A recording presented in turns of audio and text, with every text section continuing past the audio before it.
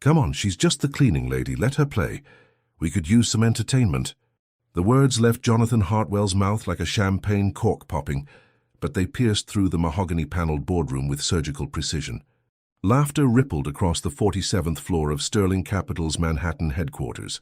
Crystal tumblers clinked. The CFO smirked behind his bourbon. A senior partner adjusted his Hermes tie with amusement. In the middle of it all, standing beside a towering window overlooking Central Park, with a janitor's cart positioned near the Italian marble conference table, was Keisha Thompson.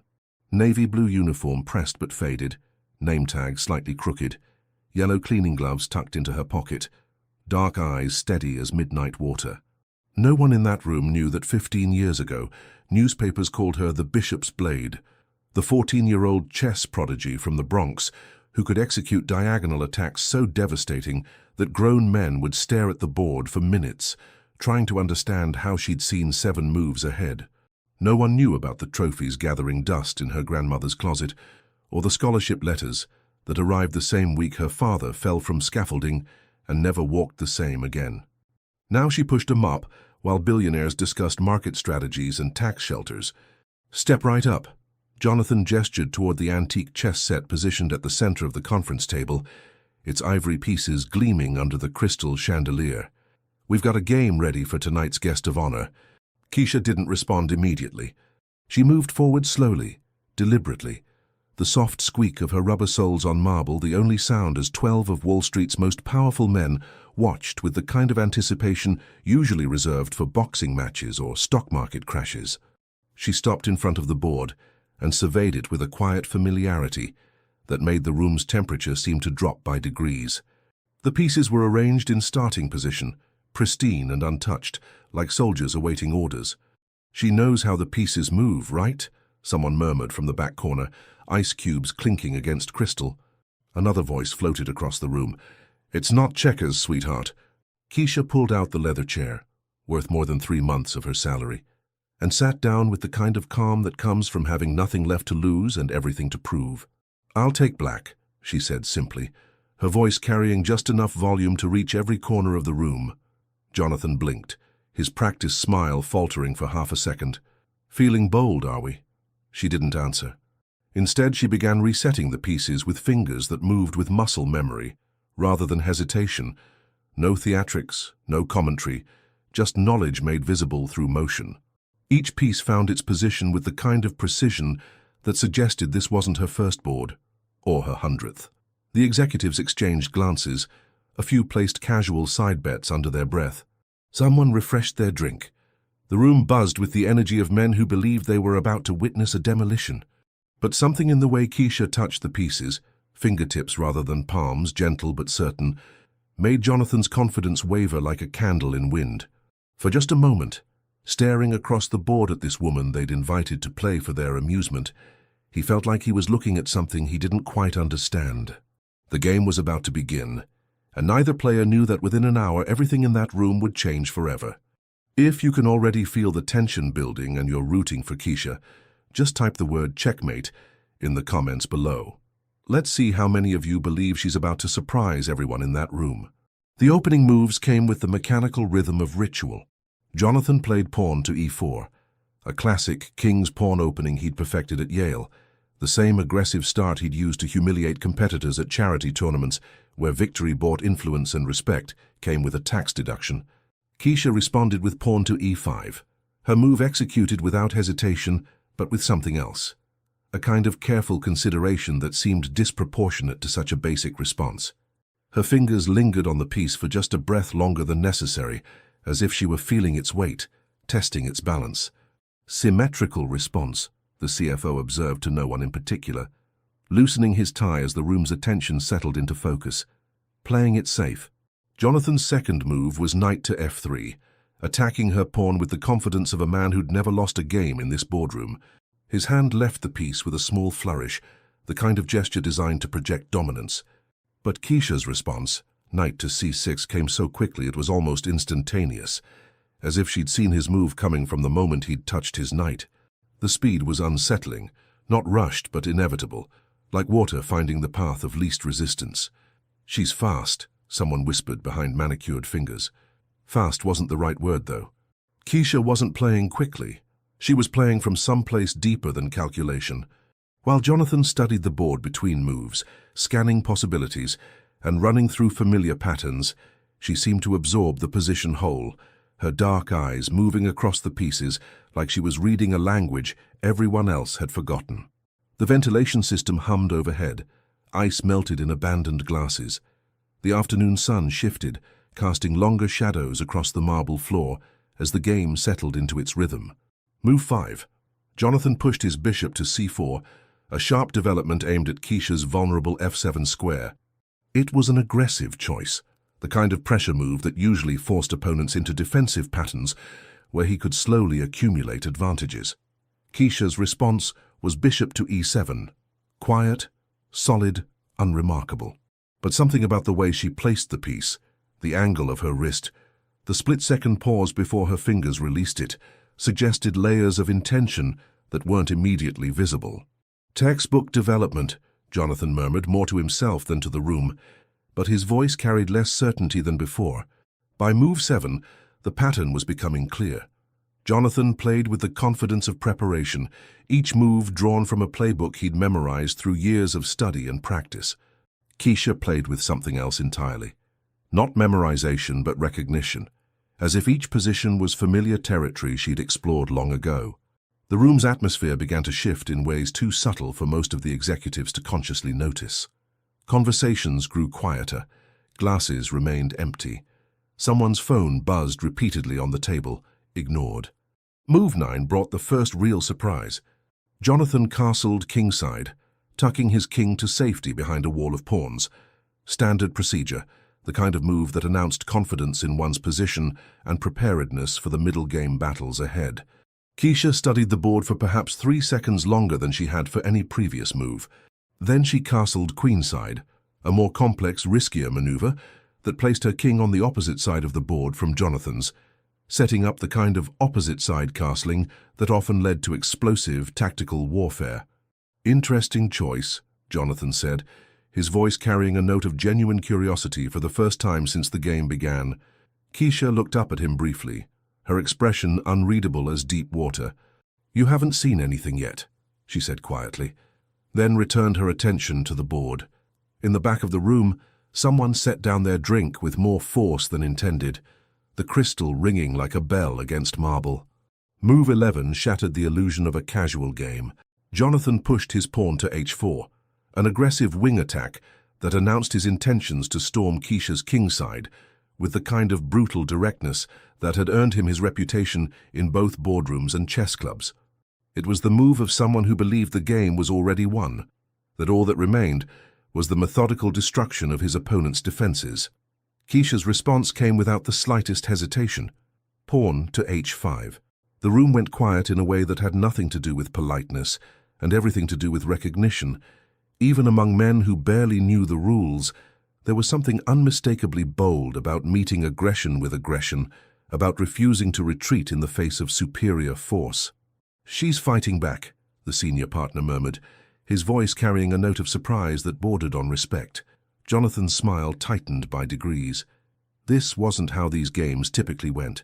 Usually his opponents, corporate rivals, potential business partners, occasionally his own executives, would begin to crack under pressure by now, making defensive moves that slowly ceded space and initiative until the inevitable collapse. But Keisha wasn't retreating. If anything, she seemed to be accelerating. Move 13 brought Jonathan's first genuine pause. He'd prepared to push his knight to g5, a powerful centralization that would pressure Keisha's position and force her into uncomfortable decisions. But as he reached for the piece, something about the board position made him hesitate. Her pieces weren't just developed, they were coordinated in ways that suggested planning several moves deep. Her bishops controlled long diagonals, her knights occupied perfect outposts, and her rooks. He studied the position more carefully. Her rooks were positioned along lines that would become critical if the position opened up. "Take your time," Keisha said softly, her voice carrying no mockery, no impatience, just the kind of calm that comes from complete confidence in one's position. Jonathan moved his knight to g5 as planned, but his hand lingered on the piece longer than intended. as if double-checking a decision he'd already made. Keisha's response was immediate. Bishop to g4. The move hit the board with quiet authority, and suddenly Jonathan could see the tactical threads beginning to weave together. Her bishop attacked his queen, but more than that, it coordinated with her other pieces in ways that suggested she'd been building toward this moment since the opening moves. That's... The CFO started, then stopped, leaning forward in his chair. That's actually quite good. For the first time since the game began, Jonathan felt something he hadn't experienced in this boardroom for years: uncertainty. Not panic, not fear, but the sudden recognition that his opponent might be operating on a level he hadn't anticipated. He moved his queen to f3, defending against the immediate threat while maintaining pressure on Keisha's position. It was a solid choice, the kind of practical decision that kept the game within manageable parameters. But Keisha's next move, rook to f8, landed on the board like a quietly spoken challenge. She wasn't just defending anymore, she was building something. Her pieces were beginning to work in harmony, creating the kind of dynamic tension that separated casual players from serious students of the game.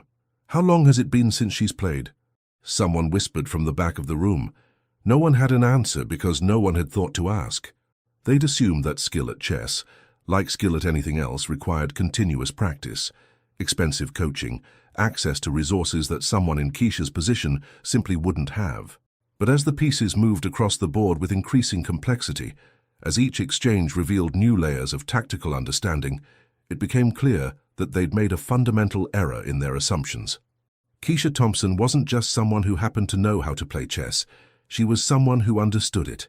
Move 17 exposed the first crack in Jonathan's armor. He'd spent the last 4 moves trying to regain the initiative, pushing pawns and repositioning pieces with the mechanical precision of someone executing a plan drawn from memory.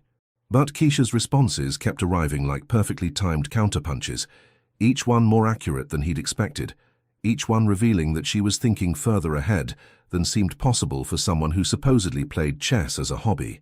His knight to d5 was meant to be a power move, centralizing the piece in an aggressive outpost where it would dominate the board and force Keisha into reactive, defensive decisions.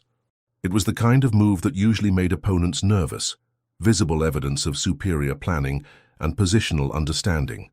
Keisha studied the position for perhaps 5 seconds, her dark eyes moving across the board with the kind of systematic evaluation that Jonathan recognized from master-level games he'd watched online. Then she played bishop takes knight. The exchange was simple, mechanical, piece for piece material equality maintained. But as Jonathan recaptured with his pawn, he realized that the position had shifted in ways that favored black. Her remaining bishop now controlled a crucial long diagonal.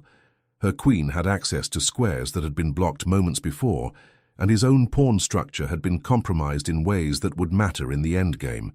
"She just improved her position," the senior partner observed quietly, his voice carrying a note of genuine surprise. That wasn't just a defensive move. Jonathan's next move, queen to d3, came after his longest think of the game. 23 seconds of silence while he studied the board, trying to understand how someone who cleaned offices for a living was consistently finding moves that challenged his prepared lines and theoretical knowledge. The room's atmosphere had shifted from casual entertainment to focused attention. Conversations had stopped entirely. Someone's phone buzzed repeatedly on the table, the sound growing more intrusive with each ignored notification. Keisha's response was queen to d6, mirroring his queen's position with a symmetry that was somehow more unsettling than any aggressive move would have been. She wasn't trying to create complications or force tactical battles. She was matching his moves with the kind of calm confidence that suggested she was entirely comfortable with the position, entirely unintimidated by his reputation or the stakes of public humiliation. "Is she reading his mind?" the CFO whispered, his voice barely audible above the hum of the air conditioning. Jonathan pushed his rook to e1, trying to build pressure along the e-file where Keisha's king would be vulnerable if the position opened up. It was solid, practical chess, the kind of move that maintained balance while keeping options open for future tactical opportunities. But as Keisha's hand moved toward her own rook, Jonathan found himself leaning forward slightly, trying to anticipate her choice. This was new territory for him. Usually his opponent's moves were predictable enough that he could calculate several moves ahead while they struggled with basic tactics. Rook to e8. The move completed her development, with an efficiency that was starting to look less like luck and more like expertise. Every piece was now actively positioned, working in harmony with the others, in ways that created multiple threats and defensive resources simultaneously. "She's not making any mistakes," Jonathan muttered under his breath, the words carrying just enough volume to reach the executives in the front row. "Mistakes?" the senior partner replied with raised eyebrows. "She's playing better than most of our clients." For the first time since the game began, Jonathan felt something approaching anxiety. Not panic. He was still material equal, still in a playable position, but the growing realization that he'd fundamentally miscalculated his opponent's strength. He reached for his water glass, buying time while he tried to reassess the position and his assumptions about the woman sitting across from him. The ice had melted completely, and the water tasted flat against his suddenly dry mouth. Move 23 brought the first bead of sweat to Jonathan's forehead, despite the perfectly calibrated air conditioning that kept Sterling Capital's executive floors at a constant 68 degrees. His bishop to e3 was meant to trade off Keisha's dangerous dark-squared bishop, the piece that had been controlling key central squares and limiting his tactical options. It was a practical decision, the kind of simplification that usually favored the player with better strategic understanding. But Keisha's response, bishop to f5, avoided the trade while simultaneously improving her position. The bishop now attacked his queen and controlled the crucial e4 square, creating the kind of dynamic tension that forced difficult decisions with no clearly correct answers. "She's making him work for every move," the CFO observed, his voice carrying a grudging respect that hadn't been there 20 minutes earlier. Jonathan moved his queen to d2, repositioning the piece to safety while maintaining coordination with his other forces. But as he placed the queen on its new square, he realized that Keisha had gained tempo, forcing him to move his most powerful piece defensively while she continued to improve her position with each move. The room had grown noticeably quieter. Conversations that had buzzed with casual confidence now carried undertones of genuine curiosity. Several executives had moved closer to the table, drawn by the growing recognition that they were witnessing something more competitive than they'd anticipated. Keisha's next move was knight to d4, a powerful centralization that placed the piece in the heart of the board where it could influence both sides simultaneously. The knight wasn't just well placed, it was perfectly placed, occupying what chess players called an octopus square, a position so strong that it was worth significant material to maintain. "That's a strong knight," someone whispered from behind Jonathan's shoulder. He knew it was a strong knight. What unnerved him was how easily Keisha had maneuvered it there, as if she'd been planning its placement since the opening moves, while he'd been focused on short-term tactical gains. Move 27 forced Jonathan's first serious recalculation of the position. His rook to c1 was intended to pressure Keisha's queenside, where her pawns looked potentially vulnerable to long-term pressure. But as he studied the resulting position, he realized that her pieces were so well coordinated that any attack he launched would be met with devastating counterplay. "How is she seeing these moves so quickly?" the senior partner asked quietly, his question directed at no one in particular. Keisha's rook to c8 answered the question in the most unsettling way possible, by matching his rook's pressure move for move, maintaining perfect balance while keeping all her strategic advantages intact. She wasn't just defending. She was neutralizing his plans before he could fully implement them. The crystal chandelier cast shifting patterns of light across the board as the afternoon sun moved behind Manhattan's skyline. Ice cubes had long since melted in abandoned glasses. Someone's stomach growled audibly in the silence that had settled over the room like fog. Jonathan's king to h1 was a prophylactic move, tucking his king to safety before launching any serious attacks. It was good technique, the kind of careful preparation that separated master-level players from amateurs. But Keisha's immediate response, king to h8, mirrored his move with the kind of instant recognition that suggested she'd anticipated his plan and prepared her countermeasures several moves in advance. "She's matching him move for move," the CFO said, his voice carrying a note of disbelief. "It's like she knows what he's going to do before he does it." Jonathan reached for his water glass again, buying precious seconds while he tried to understand how someone who wasn't supposed to understand chess at this level was consistently staying one step ahead of his calculations. The water was still flat, but his mouth was considerably drier than it had been 5 minutes earlier. Move 31 marked the moment when Jonathan Hartwell realized he was no longer playing a casual game against an amateur who happened to know the rules. His pawn to f4 was an aggressive attempt to open lines toward Keisha's king, the kind of direct attack that usually forced opponents into desperate defensive measures. It was a move that announced intentions that said clearly, "This is where the real battle begins." Keisha's response came without hesitation, pawn to f6. The move was simple, solid, and devastating in its implications. By blocking his pawn advance while simultaneously supporting her center, she'd neutralized his attack before it could gain momentum. But more than that, the speed of her response suggested she'd seen his plan coming from several moves away. She read that like a book, someone whispered from the back of the room. The observation hung in the air like smoke, impossible to ignore. Around the conference table, 12 of Wall Street's most successful men found themselves leaning forward, drawn into a game that had promised to be casual entertainment, but was evolving into something far more serious. Jonathan's next move, knight to f3, was a retreat disguised as repositioning. The knight had been well placed on e5, but Keisha's pawn structure made its position unsustainable. It was the first time in the game that he'd been forced to move a piece backward, and the psychological impact was more significant than the material implications. Keisha's knight to f6 completed the symmetry while improving her position, the piece finding an ideal square where it controlled central territory and coordinated perfectly with her other forces. Her army was beginning to look like precisely that, an army with each piece supporting the others in ways that created strength through unity rather than individual power. The room's air conditioning hummed overhead, but the temperature seemed to have risen anyway. Ties had been loosened, sleeves pushed up. The afternoon light filtering through the floor-to-ceiling windows cast long shadows across the marble floor, creating patterns that shifted with each move as the game consumed more time than anyone had anticipated. Move 35 brought Jonathan's longest think of the game, 47 seconds of silence while he studied the board, trying to find the breakthrough that would restore his initiative and justify his confidence.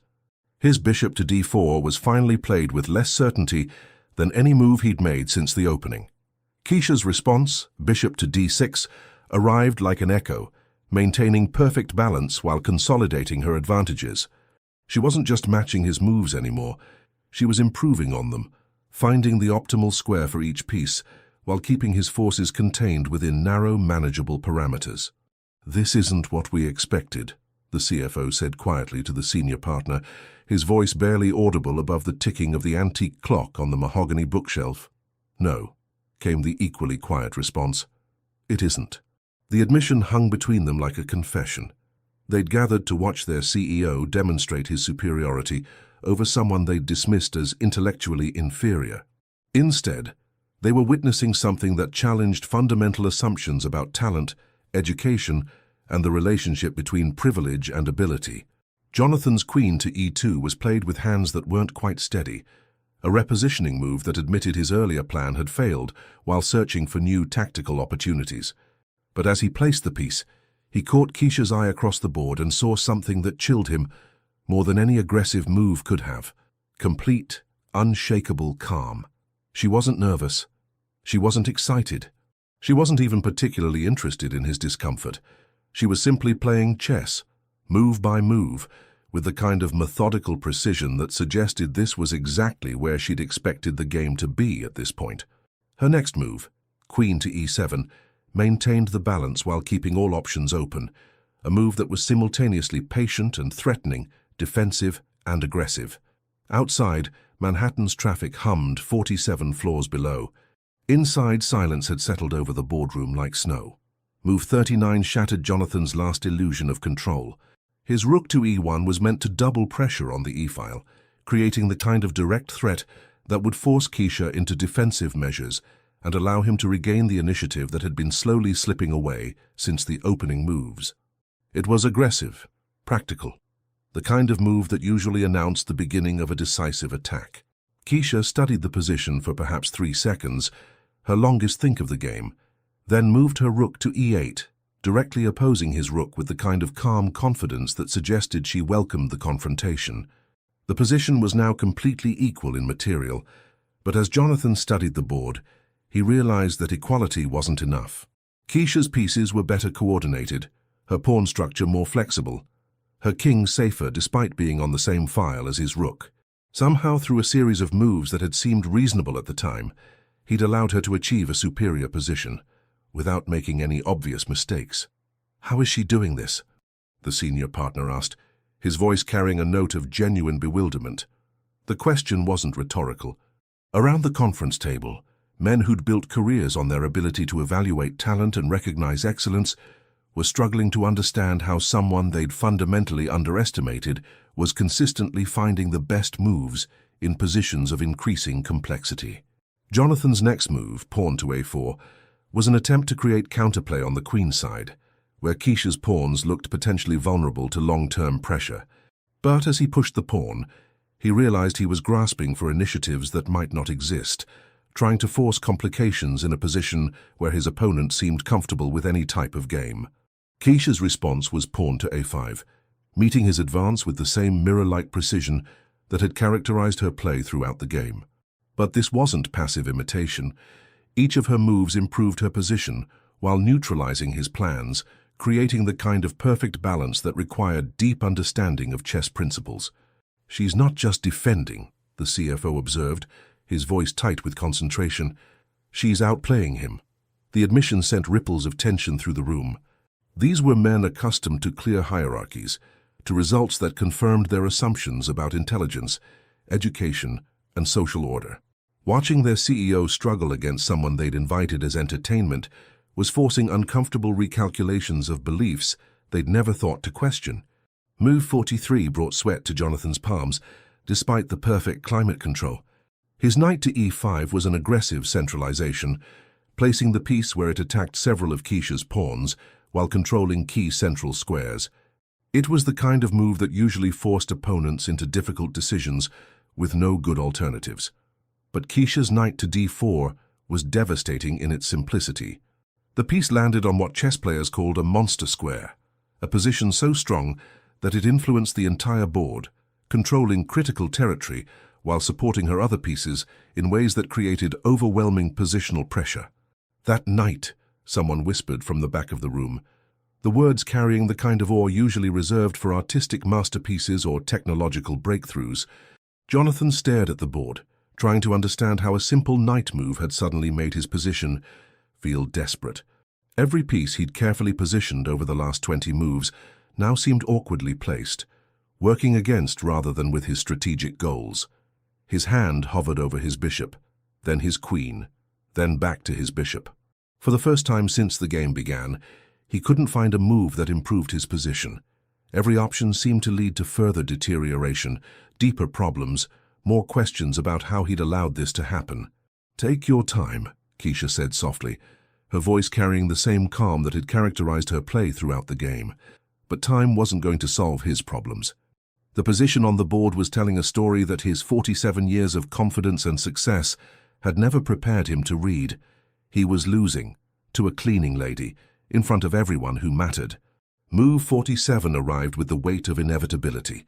Jonathan's bishop to c2 was a retreat disguised as regrouping, pulling the piece back from the central combat, where Keisha's forces had begun to dominate with mathematical precision.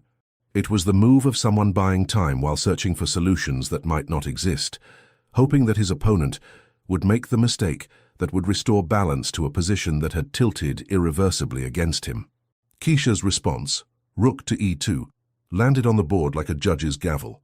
The rook penetrated to the second rank, the chess equivalent of enemy forces breaching a city's walls. From its new position, it attacked multiple targets while supporting her other pieces, in ways that created overlapping threats impossible to address simultaneously. Throughout the conference table, 12 of Manhattan's most powerful men watched in silence that had grown thick enough to taste. Crystal glasses remained untouched. Phones buzzed repeatedly, ignored.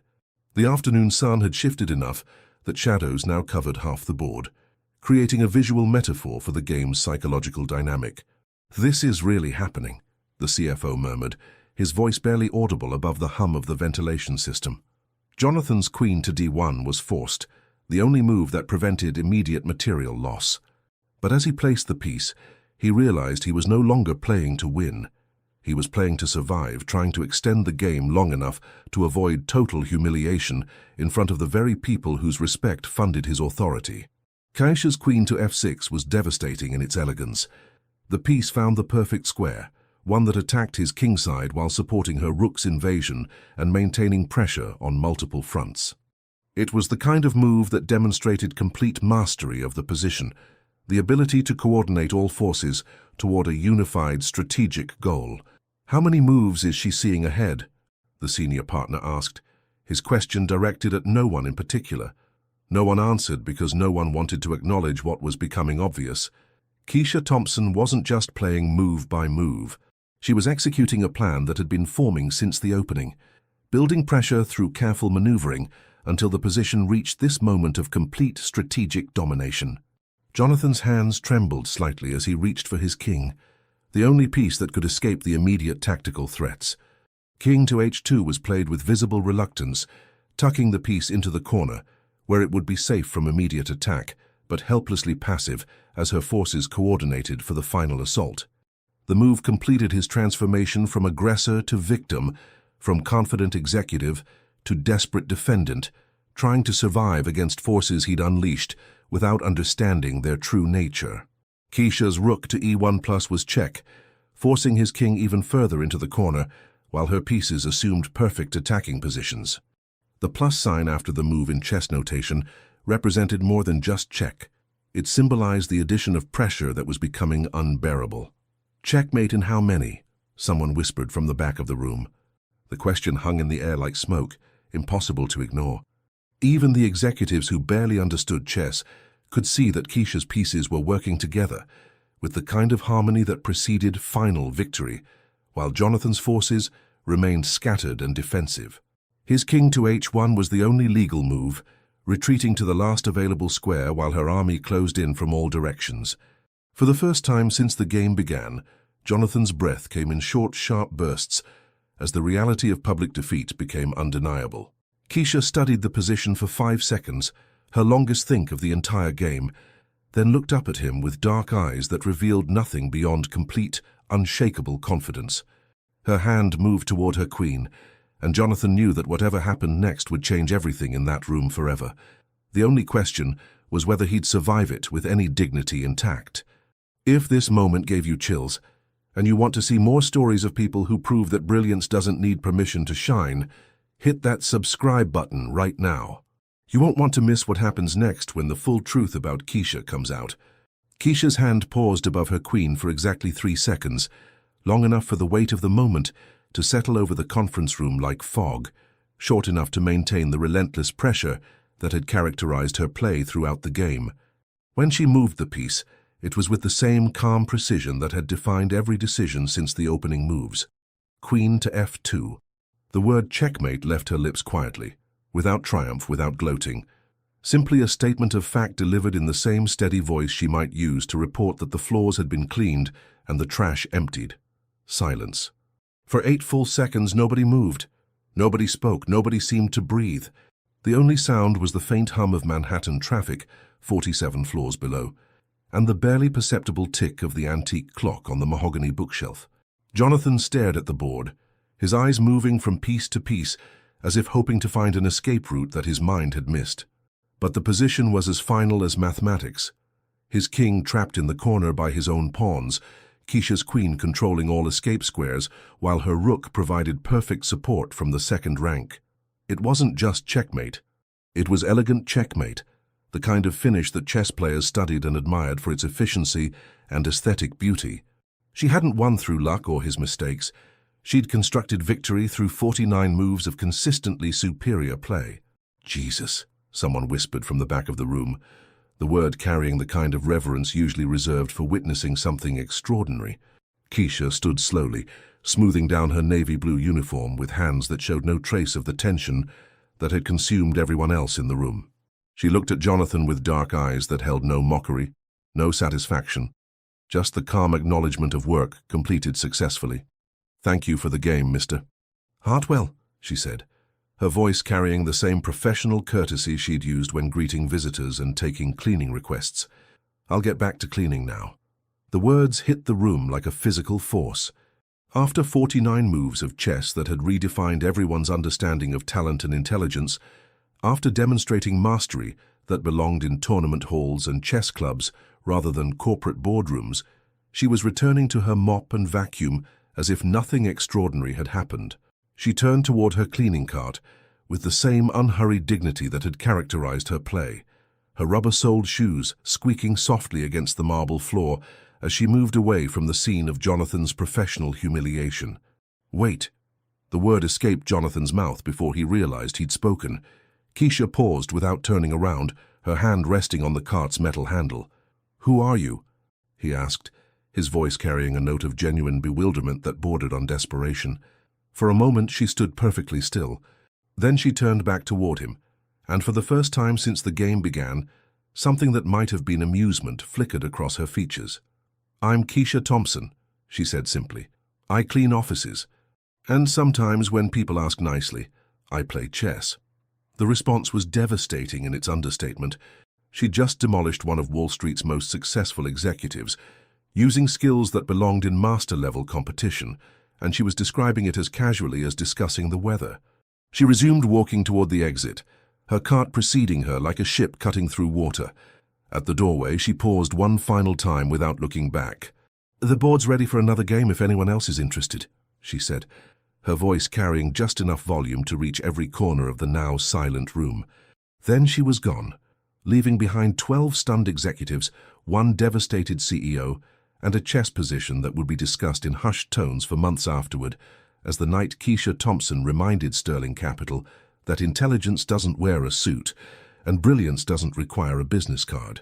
Then she was gone, leaving behind 12 stunned executives, one devastated CEO, and a chess position that would be discussed in hushed tones for months afterward, as the night Keisha Thompson reminded Sterling Capital that intelligence doesn't wear a suit and brilliance doesn't require a business card. For 23 minutes after Keisha left, nobody moved. Jonathan remained seated at the chessboard, staring at the position as if prolonged study might reveal how he'd been so thoroughly outplayed. His hands rested flat on the mahogany table, palms damp with perspiration that had nothing to do with the room's temperature. The executives exchanged glances but no words. What conversation could adequately address what they'd witnessed? How could men who'd built careers on evaluating talent and recognizing value explain how they'd all, every single one of them, completely misjudged the intellectual capacity of someone who cleaned their offices 5 nights a week? "We should probably get back to the merger discussion," the CFO finally said, his voice carrying less authority than usual. "Yes," Jonathan agreed, but he made no move to clear the chessboard or return to the presentation materials that had brought them together. Instead, he continued staring at the position where his king cowered in the corner, surrounded by Keisha's perfectly coordinated pieces. The meeting disbanded with unusual haste, executives gathering their papers and excusing themselves with the kind of polite efficiency that suggested everyone needed time to process what had happened. Within 15 minutes, Jonathan was alone in the conference room with only the chessboard and his questions. At 11:47 p.m., unable to sleep despite 2 glasses of bourbon and an hour of mindless television, he found himself at his home computer researching chess prodigies from New York.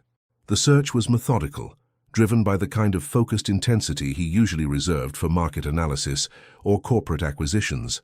Keisha Thompson Chess returned no relevant results. Neither did K. Thompson Jr. Chess or Bishop's Blade Chess Player. But something about that nickname nagged at him, Bishop's Blade, the way it had formed in his mind during the game as he watched her pieces coordinate along diagonal lines. He tried different search terms: Chess Prodigies New York 2000s, Junior Champions Brooklyn, Teenage Chess Masters Bronx. The results were frustratingly generic until he stumbled across an archived article from the New York Times, dated March 15, 2009. The headline read, "Local Teen Takes Second at National Junior Championships." The photograph was small, grainy, positioned at the bottom of the sports section, where chess news competed with bowling leagues and high school baseball scores. But the face was unmistakable. 14-year-old Keisha Thompson, holding a trophy nearly as tall as she was, her expression serious and focused even in victory. The article was brief, 3 paragraphs buried on page B7, but it contained details that made Jonathan's chest tighten with recognition and growing shame. Keisha Thompson, 14, of the Bronx, finished second in the under-15 division of the National Junior Chess Championships held last weekend in Chicago. Thompson, known among junior players as the Bishop's Blade for her devastating diagonal attacks, was the only player to take a game from eventual champion David Way of California. Her coach, Maria Santos of the Bronx Community Center, called Thompson the most naturally gifted player I've seen in 20 years of teaching. Jonathan read the article 3 times, each pass adding weight to the guilt settling in his stomach like lead. The girl who'd demolished him in front of his entire board of directors wasn't just someone who'd learned chess as a hobby.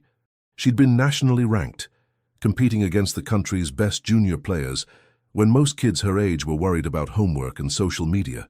He searched for more recent results, tournament records, any trace of what had happened to the promising young player who'd been making headlines 15 years ago.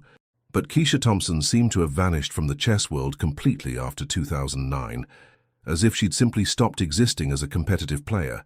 The silence in his penthouse apartment felt oppressive as he stared at the photograph of a teenage girl whose potential had somehow led to cleaning offices for men who assumed she was intellectually inferior. For the first time since founding Sterling Capital, Jonathan Hartwell wondered if success had made him blind to everything that actually mattered. The deeper Jonathan searched, the more the story revealed itself in fragments scattered across chess databases, local newspaper archives, and community center websites that hadn't been updated in years. At 2:17 a.m., he found a photograph from the 2008 New York State Scholastic Championships that made his breath catch in his throat. Keisha Thompson, age 13, stood in the center of a group photo holding the first-place trophy for the under-14 girls division. But it was the caption that stopped him cold.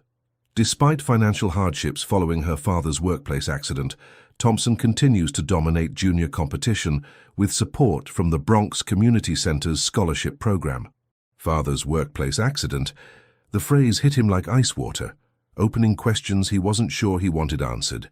He clicked through page after page of search results, following threads that led to construction worker safety reports, workers' compensation claims, and finally to a brief mention in a construction industry newsletter from September 2009. Miguel Thompson, 43, suffered permanent spinal damage in a scaffolding collapse at a Midtown construction site. Thompson, who leaves behind a wife and 2 daughters, was reportedly 3 months away from completing safety certification that would have qualified him for supervisory positions with significantly higher wages. The timeline began to crystallize with brutal clarity. Keisha's chess career had effectively ended in late 2009, just months after her father's accident. No more tournament records, no more newspaper mentions, no more photographs of a teenage girl holding trophies and pursuing dreams that required resources her family could no longer afford. He found one final piece of the puzzle buried in the archives of the Bronx Community Center's website, a group photograph from their 2010 holiday fundraiser. Keisha stood in the back row, no longer in chess tournament clothing but in a grocery store uniform, her arm around a woman who shared her eyes and dignified posture. The caption read, "Community members gather to support the Rivera family and other families facing medical hardships." But it was the woman's name that provided the last missing detail. Carmen Thompson, recently diagnosed with kidney disease, received support from community members, including her daughter Keisha, who has taken a job to help with medical expenses. Jonathan leaned back in his leather chair, the weight of understanding settling over him like concrete. Keisha Thompson hadn't been some casual chess enthusiast who happened to know the rules. She'd been a nationally ranked prodigy whose career had been sacrificed on the altar of family necessity. Medical bills, lost wages, the grinding economic reality that forced a gifted teenager to choose between personal dreams and family survival. The girl who'd been called the Bishop's Blade had given up competitive chess not because she'd lost interest or lacked ability, but because life had demanded a different kind of sacrifice. She'd traded tournament halls for grocery store aisles, chess clocks for time clocks, the pursuit of mastery for the necessity of simple survival. And 15 years later, she'd walked into his conference room pushing a cleaning cart, wearing a faded uniform, invisible to men who assumed that intelligence and education were the same thing, that potential and opportunity were equally distributed, that success was purely a matter of talent rather than circumstance. The chessboard in his conference room had revealed more than just her tactical brilliance. It had exposed the fundamental blindness of his entire worldview, the assumption that people's current circumstances reflected their inherent capabilities rather than the complex interplay of chance, choice, and systemic barriers that determined who got to pursue their gifts and who had to set them aside for more pressing needs. At 3:43 a.m., Jonathan closed his laptop and walked to the floor-to-ceiling windows of his penthouse, staring out at the city lights that stretched to the horizon. Somewhere out there, Keisha Thompson was probably sleeping before another night shift, her extraordinary mind applied to tasks that utilized perhaps 1% of her actual capabilities. For the first time in his adult life, he felt ashamed of his success. Not because he didn't deserve it, but because he'd never considered how many people like Keisha had been denied the chance to earn theirs. The next morning brought no relief from the questions that had kept Jonathan awake until dawn. He arrived at Sterling Capital an hour earlier than usual, hoping to find clarity in familiar routines, market reports, earnings calls, the comfortable rhythm of decisions made with mathematical precision. But as he passed the conference room where the chessboard still sat exactly as Keisha had left it, the illusion of normalcy crumbled. Her final position remained on display like evidence in a criminal trial, each piece a witness to his assumptions about intelligence, worth, and the correlation between education and ability. At 7:23 a.m., he did something unprecedented in his 15-year tenure as CEO. He took the service elevator to the building's sub-basement, where Sterling Capital's facilities staff began their shifts in a windowless break room that smelled of industrial cleaning supplies and instant coffee. The conversation stopped the moment he appeared in the doorway. 8 men and women in maintenance uniforms looked up from their coffee and morning schedules, with the kind of startled attention usually reserved for fire alarms or security breaches. "Mr. Hartwell?" The supervisor, a weathered man named Rodriguez, stood uncertainly. "Is there a problem with the cleaning services?" "No problem," Jonathan said, his voice sounding strange even to himself. "I'm looking for Keisha Thompson. Is she working today?" The silence that followed carried weight. These were people accustomed to being invisible to executives, spoken about rather than spoken to, managed through intermediaries rather than direct contact.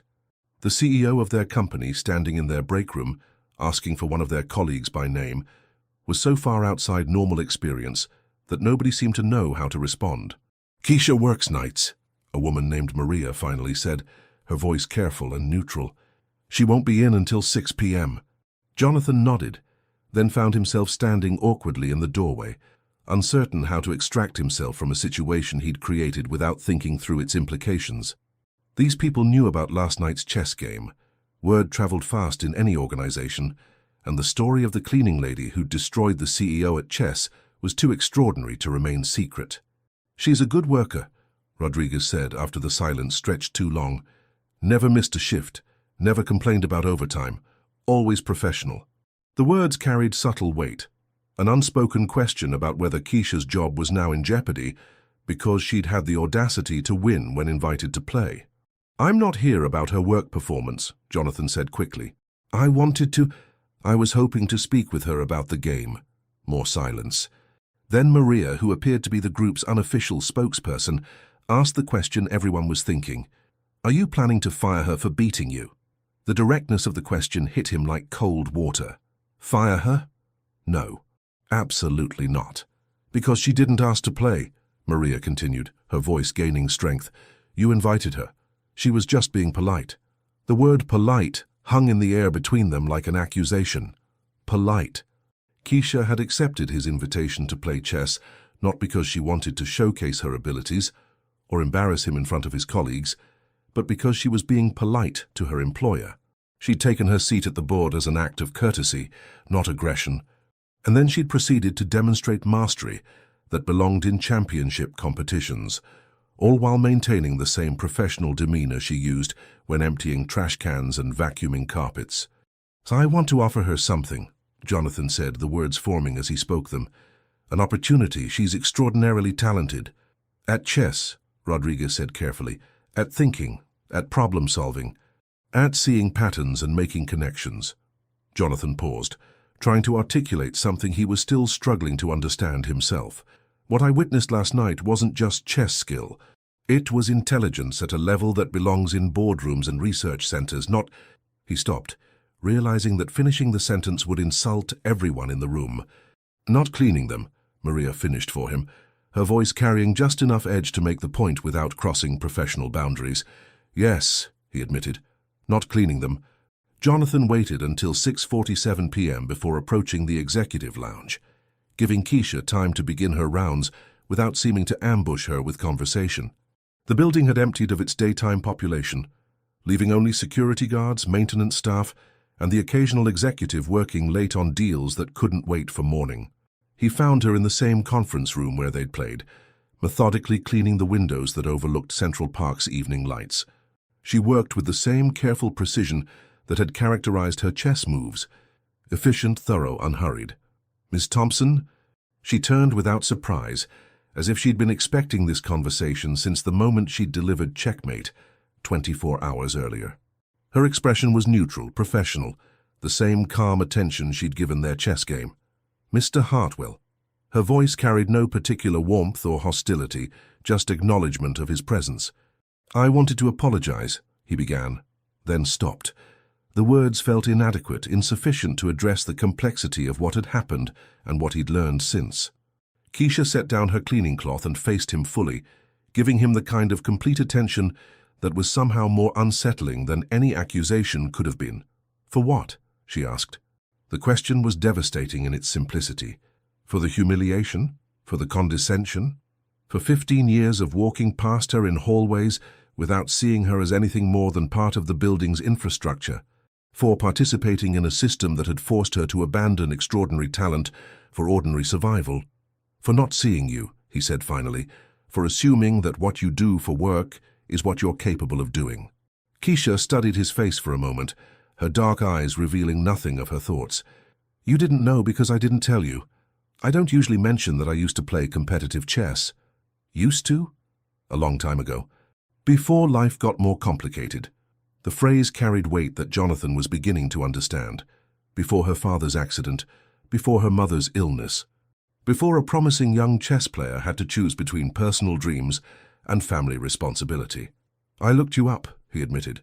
Found some old tournament records, articles about the Bishop's Blade. And something flickered across her features. Not quite a smile, but a recognition of a name she hadn't heard spoken aloud in years. That was a different person, she said quietly. A different life. Was it? Because what I saw last night looked like the same person who took second place at Nationals. The same mind that chess magazines called devastating and naturally gifted. Keisha picked up her cleaning cloth, then set it down again, a small gesture that suggested internal conflict between her professional responsibilities and the unexpected direction of this conversation. What do you want, Mr. Hartwell? The directness of the question forced him to confront something he'd been avoiding since his sleepless night of research. What exactly was he hoping to accomplish with this conversation? I want to offer you something, he said. A position that would use your actual abilities instead of wasting them. Doing what? I don't know yet. Strategy consulting, maybe. Market analysis. Something that requires the kind of thinking I saw last night. Keisha was quiet for a long moment, her gaze moving past him to the chessboard where their game had ended, with his king trapped in the corner. And what makes you think I want that? She asked finally. The question caught him completely off guard. In all his mental preparation for this conversation, he'd assumed that anyone in her position would jump at the chance for advancement, for recognition, for the opportunity to escape janitorial work, for something more prestigious. Don't you? I didn't say that. I asked what makes you think it. The distinction was important, and Jonathan found himself struggling with the realization that he'd made another assumption, that he understood what Keisha wanted based on what he thought she should want. I don't know, he admitted. Tell me. Keisha walked to the chessboard and studied the position where they'd left it, her fingers hovering above the pieces without quite touching them. The silence stretched between them like a held breath until she spoke without looking away from the board. "When I was 14, everyone had plans for me," she said quietly. "Chess coaches who wanted to develop my tactical skills, tournament directors who thought I could be the first African-American woman to win the national championship, college recruiters who promised full scholarships if I kept winning." She moved her queen back to its starting position, then Jonathan's king, slowly resetting the board piece by piece. Everyone knew exactly what I should want and how I should get it. No one asked what I actually wanted or what I was willing to sacrifice to get there. Jonathan remained silent, sensing that interruption would shatter whatever trust was allowing her to share this. "I loved chess," she continued, placing pawns in their neat rows. "But I loved my family more. When my father couldn't work and my mother got sick, the choice was simple. I could chase dreams on a chessboard, or I could help keep my family afloat. Only one of those choices paid for medical bills." The board was reset now, 32 pieces in perfect order, ready for a fresh game between equals. "So when you ask what I want," she said, finally looking at him, "I appreciate that you're asking instead of assuming. But I need you to understand that what I want and what I can afford to want aren't necessarily the same thing." Jonathan felt the weight of her words settle over him like revelation. "What do you want?" "I want my mother to get the kidney surgery she needs. I want my younger sister to finish college without drowning in debt. I want financial security that doesn't depend on other people's charity or guilt." She paused, her hand resting on the white queen. "And yes, I want to use my mind for something more challenging than cleaning toilets, but not if it means giving up everything I've built to keep my family stable." "What if it didn't mean giving up anything?" Jonathan asked. "What if it meant adding to what you already have?" Keisha tilted her head slightly, the first sign of genuine curiosity she'd shown since the conversation began. "Tell me more." "I don't know the details yet," he admitted, "but Sterling Capital has resources, advisory positions, consulting contracts, project-based work that could supplement your income without requiring you to abandon your current stability." "And why would you do that?" The question was direct, without accusation but also without naivety. She understood that corporate generosity usually came with strings attached, that opportunities offered by guilty executives often served the giver's conscience more than the receiver's needs.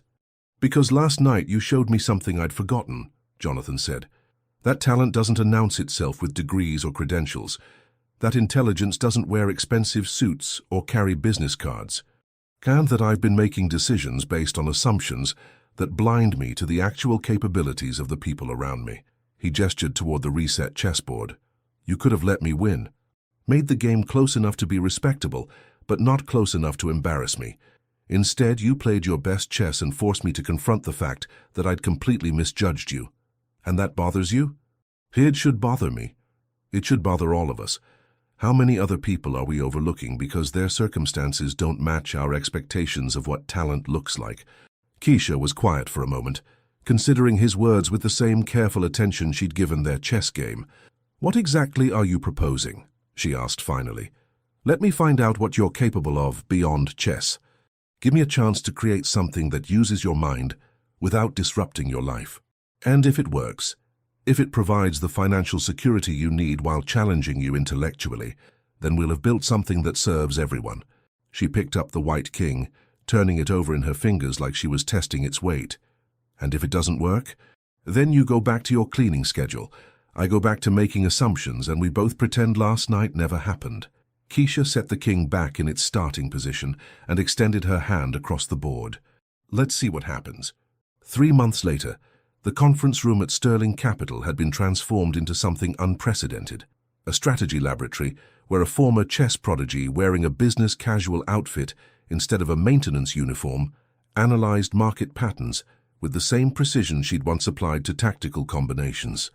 Keisha's first assignment had been simple: review Sterling Capital's investment portfolio and identify patterns that others might have missed. What she'd delivered was a 47-page analysis that revealed correlations between seemingly unrelated market sectors, predictive indicators that the firm's traditional analysts had overlooked, and strategic recommendations that challenged fundamental assumptions about risk assessment. "Her pattern recognition is extraordinary," the head of research had told Jonathan after reviewing Keisha's work. She's seeing connections that our entire team missed, finding signal in what we thought was noise. The transformation hadn't been without complications. Some staff members struggled with the adjustment, from ordering Keisha to empty their trash to requesting her input on million-dollar investment decisions. The speed of her transition from janitor to strategic consultant had created ripples of discomfort among employees who preferred clear hierarchies and predictable advancement paths. But the results were undeniable. Keisha's insights had already generated 12% returns on 3 separate investment strategies. Her risk assessments had prevented costly mistakes in emerging markets, and her ability to translate complex data into actionable intelligence had impressed even Sterling Capital's most skeptical partners. Jonathan found her in the converted conference room on a Friday evening, surrounded by financial reports and market projections that she'd arranged in patterns that somehow made perfect sense despite appearing chaotic to anyone else. "Working late again?" he asked. "It doesn't feel like work when you're solving puzzles," she replied without looking up from the documents. "These market indicators remind me of chess positions. Lots of moving parts that seem random until you understand how they interact." She'd kept her evening cleaning schedule, despite Jonathan's repeated offers to transition her to full-time strategy work. Financial security, she'd explained, required multiple income streams until she was certain the consulting position would last. Trust, for someone who'd seen opportunities disappear without warning, was something that grew slowly. "I have a proposition," Jonathan said, settling into the chair across from her. "Another one?" "Sterling Capital is launching a new initiative, Community Investment Fund focused on identifying and developing overlooked talent in underserved communities." He paused, studying her reaction. "I want you to run it." Keisha set down the report she'd been reading and gave him her full attention. "Run it how?" "Your way. You understand what it's like to have extraordinary capabilities that circumstances prevent you from developing. You know how to recognize potential that doesn't fit traditional patterns. Build a program that finds people like yourself and creates pathways that work with their realities instead of against them." "And the budget?" $5 million to start. More if you can show results." Keisha was quiet for a long moment, her fingers drumming against the table in the same rhythm she'd used during their chess game months earlier. "I'd want to start with chess programs," she said finally. "Community centers, schools in neighborhoods where kids don't usually get access to strategic thinking training. Chess teaches pattern recognition, long-term planning, decision-making under pressure. Skills that translate to everything else." "Done. And I'd want to identify young people who are intellectually gifted but educationally underserved. Create mentorship programs, scholarship opportunities, pathways into careers that match their capabilities rather than their circumstances." "Also done." She smiled for the first time since he'd known her. Not the professional courtesy she maintained during business discussions, but genuine pleasure at the possibility of building something meaningful. "In that case, Mr. Hartwell, I accept your proposition." They shook hands across the table where they'd first played chess, sealing an agreement that would transform not just their professional relationship, but Sterling Capital's entire approach to recognizing and developing human potential.